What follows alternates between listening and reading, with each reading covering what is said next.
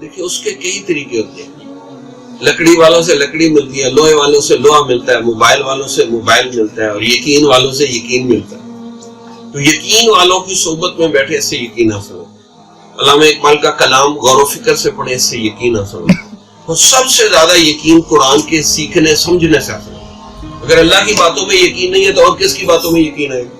اس کا طریقہ یہ کہ کوئی ایک آیت سمجھ لے پھر اس کو 10 دن دہرائیں اسی آیت آپ کو یقین حاصل ہوگا. تو اللہ کے کلام میں یقین بھرا پڑا،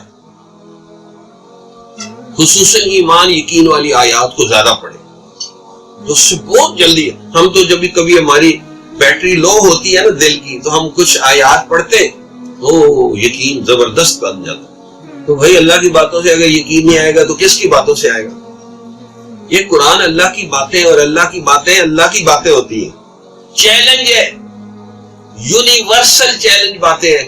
پوری دنیا مل کے بھی قرآن اللہ کی بات جیسی ایک بات نہیں بنا سکتی. فَلْيَأْتُوا بِحَدِيثٍ مِثْلِهِ إِن كَانُوا صَادِقِينَ. اللہ نے چیلنج کیا اگر تم سچے ہو تو اس جیسی ایک بات بنا کے لے آؤ، اس سٹیٹس کی، اس معیار کی ایک بنا کے دو. 1500 سال ہو گئے، سورہ کوثر جیسی کوئی سورت نہیں بنا سکتا، نہ بنا سکا ہے، نہ بنا سکتا ہے، نہ بنا سکے گا.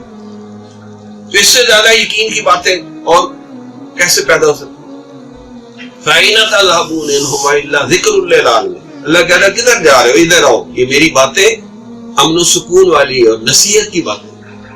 تو ہم نے تو سب سے زیادہ یقین قرآن سے حاصل کیا یا اپنے مشائخ کی کثرت صحبت سے حاصل. اور یقین کامل آ جائے تو ایمان کامل نصیب ہو جاتا ہے اور بندے کو زندگی میں امن و سکون نصیب ہو جاتا ہے. اس لیے علامہ اقبال نے یقین کے اوپر بہت شعر کہے، ایمان کے اوپر بہت شعر کہے، اور دل کی زندگی زندہ کرنے اور بیدار کرنے پہ بہت شعر کہے، عشق و محبت پہ بہت سے شعر کہے. ان ساری چیزوں سے یقین پیدا ہو، اور یقین پیدا ہو گیا تو پھر وسوسے آنے بند ہو جاتے ہیں. جمال الوجود بذكر الإله وتصف